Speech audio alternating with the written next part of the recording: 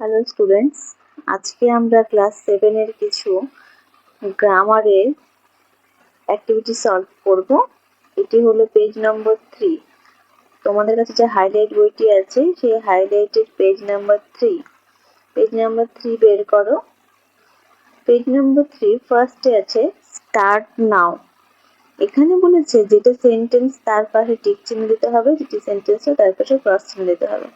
Start now, এটি কি sentence হবে না হবে না? অবশ্যই এখানে সেন্টেন্স হবে।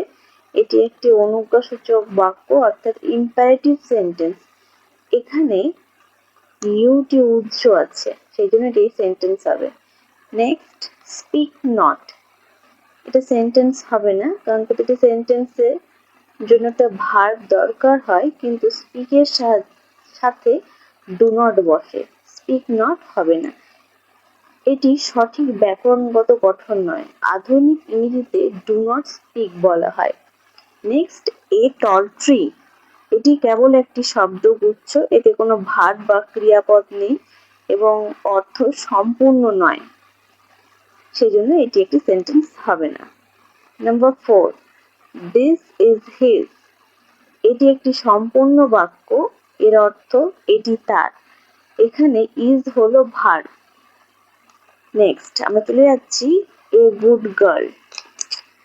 এ গুড গার্ল এটি একটি সেন্টেন্স নয়, এটি শুধুমাত্র একটি শব্দগুচ্ছ। এরপরে আমরা চলে যাব ইন দ্য গার্ডেন, এটিও সেন্টেন্স না, এর পাশেও ক্রস হবে।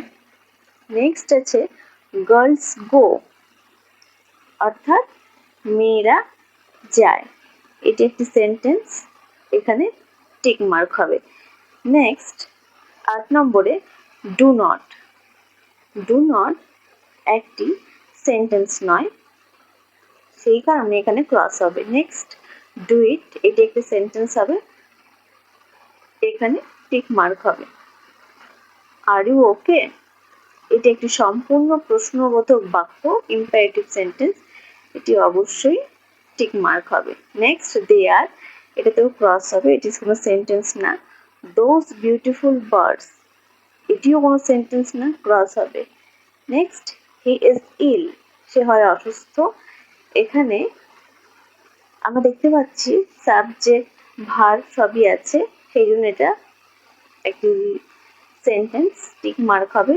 নেক্সট আর ইউ, এটি কোনো সেন্টেন্স না, এখানে ক্রস হবে, কারণ এখানে কোনো ভাব প্রকাশ পাচ্ছে না।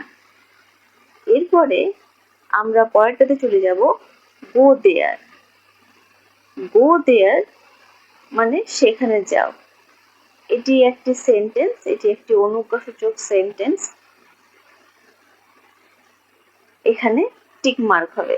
ফায়ার হেল্প, এটিও একটি সেন্টেন্স, এটি একটি এক্সপ্লেনেটরি সেন্টেন্স, সেই কারণে এখানে টিক মার্ক হবে। নেক্সট হোয়াট এ নয়েজ, এটি কোনো সেন্টেন্স না, এখানে ক্রস চিহ্ন হবে।